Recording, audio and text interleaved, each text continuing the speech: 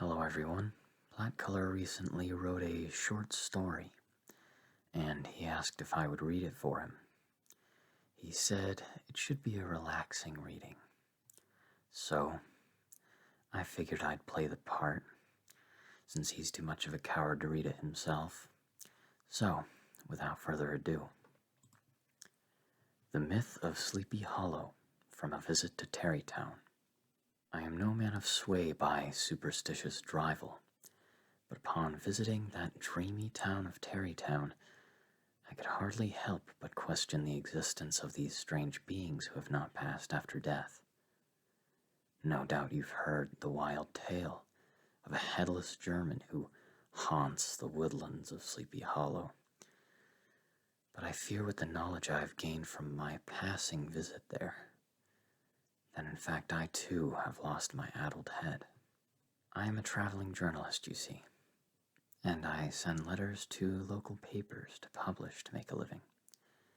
It is a meager living, but I enjoy the rugged spirit of camping near towns with all kinds of hubbub, and to peer in on the local gossip. I despise it, and yet it fascinates me that these old Dutch country wives can speak at length with such conviction the hocus pocus and a pantheon of paranoia around the house stove. I enjoy commentating on the people's simple-minded superstitions, for in fact, I do not think that this causes any harm, but it works quite well on one's inspiration to see a middle-aged woman jump upon a chair and grasp her knickers at the near mention of a witch. All in good fun, I promise. I am not a malicious man, but I have developed a rougher edge than most doily-dressed gentlemen, by way of encounter with rougher scoundrels who took me for a sap. I cannot afford a musket, but now all I have to do to ward away any evildoer is brandish my hilt and tail, which now I relay to you. I set up shop south of a hill with a decrepit old schoolhouse, held together by nothing more than twine and hope. The master was none other than a lanky fool, the locals called Crane. He was very fond of luxuries, although he never pursued profitable labor to achieve these, and so he leached from the farmers whose children he taught. Never did I mind him, though, even when I could hear his nasal peals when a passerby so much as looked at the school from the outside. It was distracting, but my main focus was on interviewing the loopy town of visions and crowd conspiracy to get an interesting tale, and I would often putt around the town to see those who had tarried into my journalistic trap. At the tavern, I heard talk of a man who had recently come to town. "Anything new in this boring old town?" I asked the stranger to my right. "Didn't you hear? Bones is in town," he replied in a riddle. "How in bloody hell should I know him?" "He's famous round this part of the country. Have you never heard of him?" Well, by asking how I am supposed to know him should have given you an inkling. "I don't much like your tone, stranger." "Never mind my tone. Who is he? I would much like to know a little bit." "He's one darned good horseman. I've heard he even beat—" He looked around nervously. "The headless horseman of Sleepy Hollow, in a race to the old bridge, you know, the one by the church." "Sounds like some fella. He caused trouble like your Hessian?" No. Well, never in a mean way, if you know what I'm saying." "A bit of a roister, eh? What's he doing here? And what's his real name?" "Name's Abraham. We call him Brum Bones. And he's here to get that fine lass at the tassels." "I'm sure he'll have no problem doing that," I humored him. "Who is she?" "Katrina. You're new here, I can see that." Hit that nail right on the head. "Where are they in town?" It's the big bloody estate, the fancy one with the bells and all. Bald Van Tassel lives there. He's the head of that wealth. So people are getting anxious over some guy, Brombones, flirting with a coquette? Does nothing interesting happen in this town? Watch how you're saying, boy. There's witches all over this bloody town. I meant something real, sir. What? You don't believe in the supernatural ongoings here? This better be a cruel trickery of yours, or you're in for one. I've yet to experience anything out of the ordinary in this town besides the jumpy people who inhabit it. I'm not scared of some dead guy on a horse. How'd he see me, even? How'd he reckon me as a target for his hauntings? He'd probably fumble, if he could move at all, and wander around. Son, that isn't how ghosts work. You need some learning.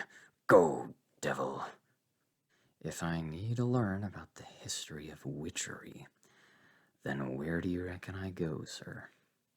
See the pedagogue, then see the church so you can get clean from this nonsense of yours. Thank you for your time, I replied with a hint of better obligation. Up to the schoolhouse I trudged in hopes of finding the answers I sought, but I was treated as all other passers-by as he raised the beak of his nose and, in a nasal drawl, shouted with the pipes of the church organ. I had not appreciated the magnitude of that abrasive voice until its full volume penetrated my ears in the most unpleasant of hearings. Crestfallen at my dismissal from school, I made my way to the Van Tassels to lay eyes on the old farmer, his wife, and his coquettish daughter. I introduced myself to Balt, and he let me tour the place in my journalistic pursuit. Soon after, I stumbled upon his wife. She was trying to wrangle some very uncooperative geese when I presented myself. Hello, ma'am. Didn't mean to intrude, but would you like some help with those birds? Sure, kid, if you can bloody grab 'em. I chased those obnoxious birds until I had a firm grasp on them. Here you go. And where may I find your daughter? I have some questions for her, you see. I'm a journalist and probably out by the piazza. So it's all right with you? Honey, birds are silly, but girls can take care of themselves. Thank you, ma'am. I went out to the piazza when my eyes were made sore by the display of the most outlandish colors and fashions, all the papier-mâché around this woman's body. She seemed to be admiring herself while some lad tried to make his advances on her. His words were a consistency of vomit and a composition of empty promise, worship, and eagerness to forego standards. I approached them casually, but the lad turned and snapped like an angry mutt. Get lost, we're in a private meeting. Miss Katrina, may I conduct an interview with you?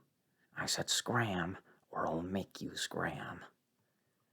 Oh, please, sir, to brawl in front of a lady as this would be very uncouth, although it is not a reservation I would hold. You are too dainty for my scuffs to touch, or you'd crawl to your mother in a wet blanket. Is that so? He challenged. Rightly. If it would please her, madam, to see me pummel a fool over a simple conversation. Katrina giggled at this and nodded to lead me on to carry out my threat. This is ridiculous. I won't stand for this, you ruffian. Lady Katrina, I shall retire for now, but I must warn against talking to this filth. He shuffled off in a scurry with a complimentary bump in the shoulder. Sorry you had to deal with such a pompous idiot, ma'am. The gentleman would have interrupted the interview with his oglings. I am not here to court, but if I could have a moment of your time still. She seemed disappointed that my intentions were not to worship her beauty. Go ahead. This Brombones guy, you know him? Yeah. She giggled. Who doesn't? What kind of character is he? He's big and strong and has a lot of interesting stories. She blushed. So knowing that he is in town, do you have a certain fondness for him? Maybe, she said with a giggle. What about the gentleman who just left in a hurry? Are you interested in him? He seemed to go on at length over complimenting you. No, she teased. What about Crane? What can you tell me about him? All the women here adore him. He parades around with his smarts and his books. He really likes me, though, she flirted. Do you know why? No. Do you like him, though? Maybe, she repeated with another giggle. So you were torn between the pedagogue and the prankster. Maybe, she repeated once again. That's all I have now for questions, I suppose. Take care, ma'am. To think that this clueless tramp held the pulse and heartstrings of all the bachelors in that small town was astonishing. I wanted to find out more, though, so upon returning to my little camp, I figured I'd try the schoolmaster once again after the exodus of his pupils onto the fields below the schoolhouse. There, I saw him playing with the older boys, and so I waited. Then, I saw him escort some children to their homes, and so I waited. Finally, after watching him ramble on to some sister of his student in a one-sided, uninteresting conversation in which she bore along the burden of having to listen to another lecture from this clueless vagabond of women's hearts, he returned to read his favorite book. I cannot recall the title exactly, but I think it was Cotton Mather's I agree with all the convictions of witches from the Salem witch trials, but I don't want people to criticize me for it. He was terribly invested in this strange text when I approached him from the side. Upon announcing my presence, he jumped in a fright at my friendly hollowing. Sorry to startle you, sir. I only meant to ask a simple request that would not deprive you anything but time. Goodness, I swore you were some fiendish goblin trying to get back at my psalmody when I cursed you for stuffing my chimney. Crane replied with an oddly angry and manic tone. No, sir, I am just getting materials for writing, and I am fascinated with these tales that Tarrytown holds.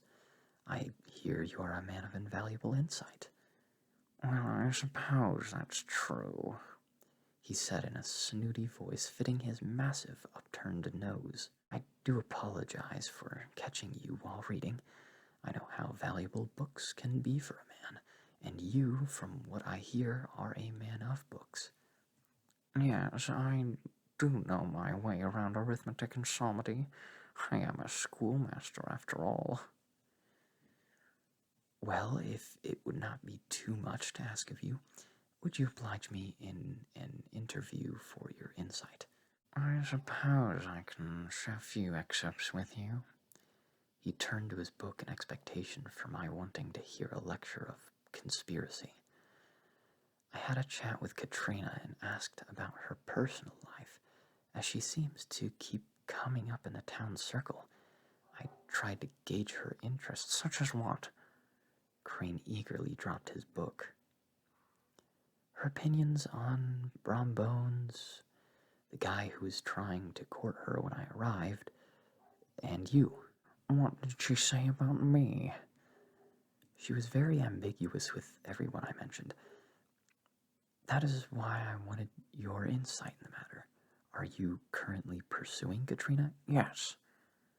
Are you at all competing with Bones in this, or is there an understanding of having the best man win? I don't think there's anything going on between us, but I know he doesn't like me very much. He said he'd bend me in half in my own school. Sounds rough. Why is there all this interest in Katrina out of all the women in the town? She is of a very respectable estate and family, and remarkably beautiful. Surely you saw her when you did your interview. She's a comely coquette, I suppose. I don't have the freedom to pursue a wife, though, as what would a life be for a wife of a traveling writer? No doubt the ruggedness on an untrained person would be enough to drive them toward a town life again, if not by feet, then by mouth. And what did you say earlier about your chimney? My chimney was stuffed up, and it smoked out my whole singing class. I cursed the goblin who did that. Goblin? Don't you mean ruffian? It sounds like a joke to me. This was no joke, and no man. Why, just the other day I arrived at my schoolhouse to find all the chairs topsy-turvy. All the witches in this part of the country had to have held their meeting there. You sure it wasn't someone trying to make a fool of you? I asked as politely as I could. If you had seen the classroom, you would know that only witches would have done that. Right. Can you tell me more about Brombones? He's a brute, to say the least. He's strong, big, and good on a horse, but those traits won't get you favor in the gentle heart of a woman. That's why he has no sway over Katrina. He's quite mischievous and harasses the townspeople oftener than even I can count, and I teach counting. Well, best of luck to you, sir. I'll be off and leave you to your books. I escaped the Rambler. Farewell, young man.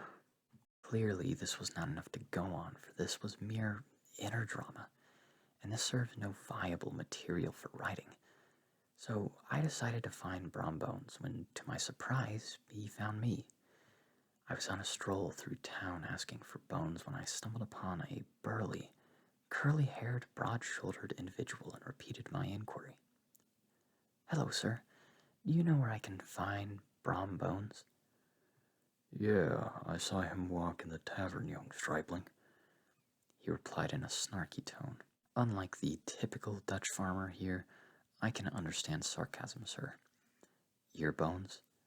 "The one and only. What is it, short stuff?" Well, if you wouldn't mind, an interview without the pet names would be appreciated. I am a journalist, and you seem to be the one interesting thing in this town besides all the silly ghost stories. "Oh no, they're all real stories, like my race with the Galloping Hessian. I know. What can you tell me about Crane?" He's a pompous dainty and stands no chance at winning Katrina. She deserves a real man, not some pedagogue with a fear of his own shadow." I got a similar impression from him. "And what about me then, Mr. Journalist?" A rough ruffian who roisters and romps around with stories that play on people's superstitions because you know better and they don't. "Ha ha!" He burst with a hearty laugh. "You're good, Mr. Journalist. What else you got?" Is there anything interesting actually happening in Terrytown? "Not yet, but that's why I'm here." Are you planning something? Always. Brom burst into another hearty laugh. Well, until next time, sir. I'm sure I can find Bones at the tavern, like you said. Ha ha ha ha. You're a good one, aren't ya? With that, I took my leave to gather all the scraps of material I had to go on from these less than interesting interviews. Thankfully, I saw a proud black man stride along with news of an event to take place at the Von Tassels. He waltzed to the lanky pedagogue, around the tavern, and all the local destinations to Terry. I went to this man with a pen in hand to record an insider's opinion on the matter. "Hello, sir. I hear your message of an event to transpire at Mynheer Balt's estate. What is it for?" "It's a gathering From the generous heart of Mynheer Van Tassel, he replied in kind. Is it common for him to act in such an altruistic manner? Of course. He's a wonderful man. I pulled in closer to the man in confidence. You don't have to lie to me. I'm just a traveler, and I know you are his servant. Is he actually good to you? I'm concerned that you are hiding your true feelings because of a cruel master. No. I say what I say in earnest. He is a kind soul, and I have great respect for him. He is not cruel, and I do not say this out of fear, but from the overpouring of my heart. Then I ask you forgive a journalist and his presumptions and skepticism. You speak in great conviction for Balt's generosity. I'd like to visit this event with the hope that his hospitality is not forsaken. I trust that you too shall be there? Yes, of course. I will be providing entertainment by means of the ivory keys. Excellent. I know I can't play myself. I wait in anticipation to hear you play. Thank you, sir. I must continue on my embassy to deliver the invitation, though, and will now take my leave. Best of luck to you. Perhaps I could write a story on this gentleman, or Balt, but no doubt the bloody slave owners would throw a fit over the thought of treating a man as a man and not a pet. Ah, the plight of knowing an audience. I held great hopes for getting a story from the event above drama. Undoubtedly, stories would be exchanged, and I would get a fuller picture to, at the very least, provide from this material a social commentary on the area. I rested myself to prepare for the event and generally improved my appearance, not for impression, but sufficiency at the least not to be ejected for informality. I noticed that the schoolmaster let out his little urchins into the world early, so that he could toil in the bathroom for hours, only to emerge the same lanky, paranoid fool he was upon entry. I took a stroll toward the event, and he passed me on the saddest, most unkempt mule I have ever seen. Surely not his, but not cared for as it should have been. I arrived with an intentional lack of punctuality, in hopes that I would only catch the end of the dancing. The music would be distracting for interviews and stories from the locals, but I wanted to keep my promise to that cheerful messenger. When I finally arrived, I heard very pleasant music coming from the inside, but upon entering, I found no complimentary dancing, but rather a hideous display of a strange man, flailing his anemic limbs across the room to entertain Katrina as she laughed at him. I hardly recognized that this was the pedagogue, with such a foolish display to the people of the town. I pray he was inebriated. Brom was sitting in the corner of the room and clearly upset, and so I decided that he would be the first subject of my interrogations. Bones, I see you are enjoying yourself. Clearly, Mr. Journalist. Have you ever seen a bigger fool in the ballroom? No, but she seems to like it. She's enjoying herself, but I'm fairly certain that her laughing is more in response to how silly this seemingly otherwise erudite man is. Are you not here for the music and dance? No, I'm here because she's here. I've got loads of stories more interesting than that shrimp's whole life. I don't doubt that. They wouldn't even have to be your ghost stories. He's so boring. Not just because he's a teacher, mind you. I just wish you could see how ridiculous he really is with his witches and goblins, he said to me. Well, maybe you can show her how not ridiculous you are. I know he fears me, but I'd send him running if I were a ghost. Who knows? Maybe he'll see a ghost tonight and do just that. I let out a laugh. Until the stories come, I wait to hear yours. Yeah, Bones said, clearly thinking about something else. The dancing concluded, and stories of the revolution were being told. So before the stories became interesting and full of embellishments, I caught up with the messenger. Sir, you tickled those ivories stunningly. Color me impressed. Oh, he jumped in surprise to see me. I don't really have folks coming up to me after performing unless they are asking for something. Oh, no, I just wanted to follow up and let you know what I thought. Well, thank you. Until next time, I suppose, he replied in departure. When I returned to the room of the main event, I noticed that the stories had taken on a more fictitious nature. Bones was spinning wild tales about the Headless Horseman, but the story I finally settled on was of Major John Andre and the hanging that supposedly took place nearby.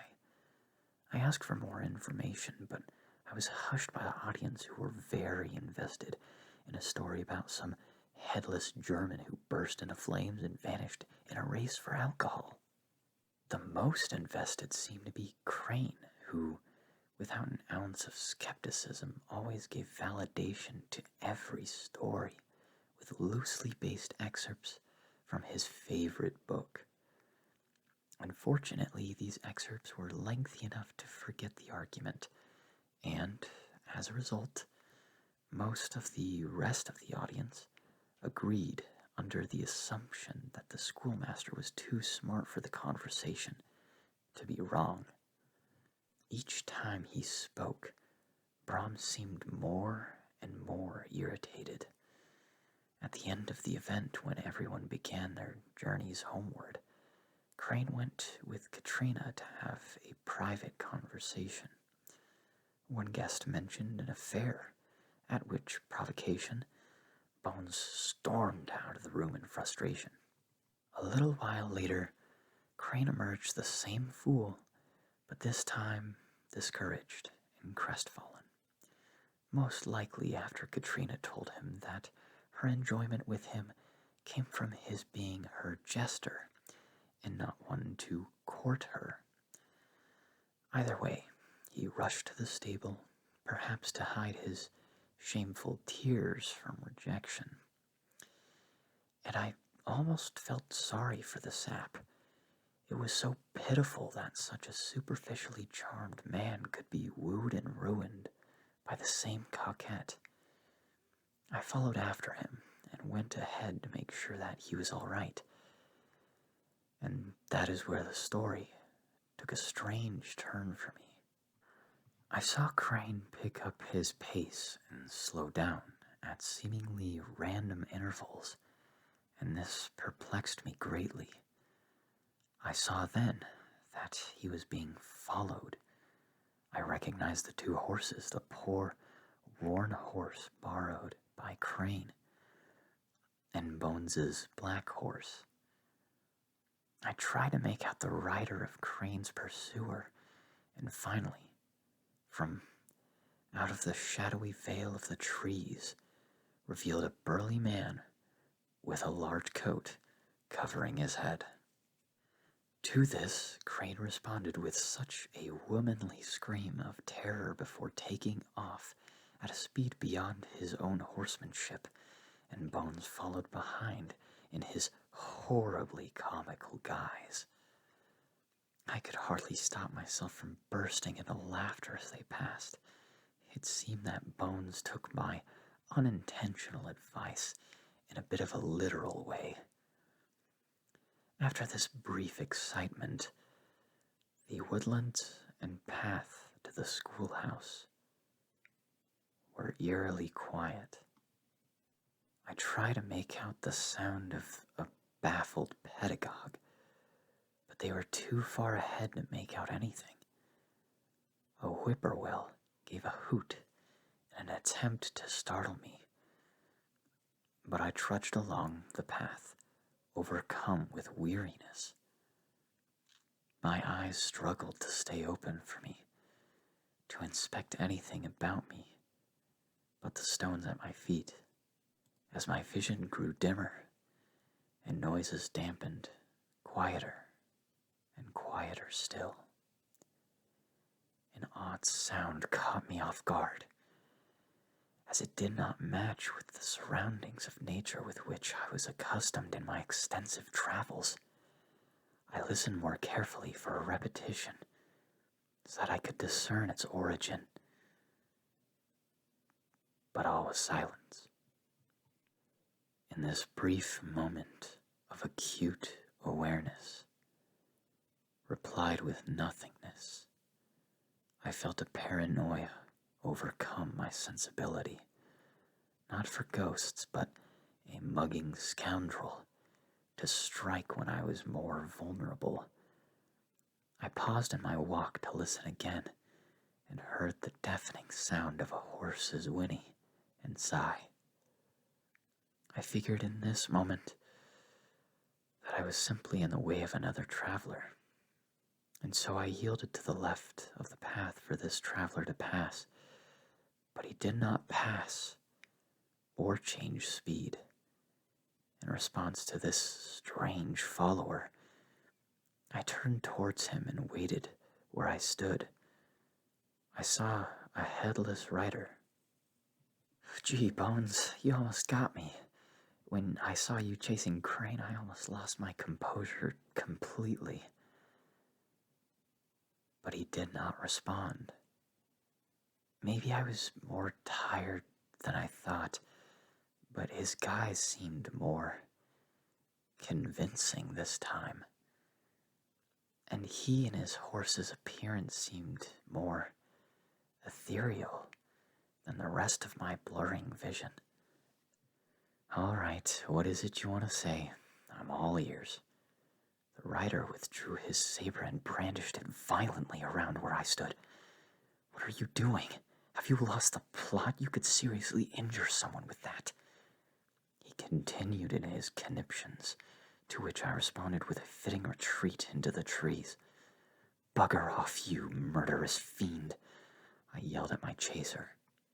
He followed me with some difficulty, but I could only evade so well without the light of day to show me the obstacles before me. He started to close the gap between us, and he continued to brandish this saber of his. His clothes were of German design, but his lack of a head definitely impacted his ability to navigate through the brush. At last, I found myself caught near some small trees, and he caught up to me. In one swoop, he managed to get his saber stuck in one of the small trees, and in response, I tackled him off his horse, and behold, he disappeared, but his rusty saber still stuck in the tree. Supposing some trick, I pulled the saber and whirled around to find my attacker, but found neither him nor his steed. Sighing in relief, I heard another sigh that blew on the back of my neck. It was the horse of the violent rider. I whipped around and stared into the horse's eyes in fear of its lingering presence, and I still do not believe the story myself to tell with confidence. The horse's eyes flashed glowing red and gushed blood. Then the horrible demon opened its jaws to reveal rows of razor-sharp fangs that smelled of carrion and sulfur. The horse let out a blood-curdling scream of a woman, and upon such a sight, sound, and smell, I fell to the ground in a faint. Upon waking, I saw the trees, the path in the distance towards the church bridge, but no rider or horse. I concluded that this had been a horrible dream, perhaps from something consumed at the event the night prior, but In that same daylight, I beheld the rusted saber of that Hessian heathen.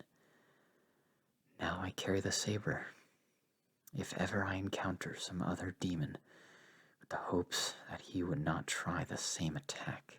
This is the story I have from that sleepy town of tarrying and superstition. But even though I encountered such a horror as that, I still believe that perhaps the saber is commonplace and discarded from one of the veterans of the Revolution. The true haunting was of Crane over Katrina, in the belief that being so foolish would profit him by inclusion. Oh well, I got my material, and that was all I gleaned from my travels to New York. Thanks for watching. Ta-ta for now.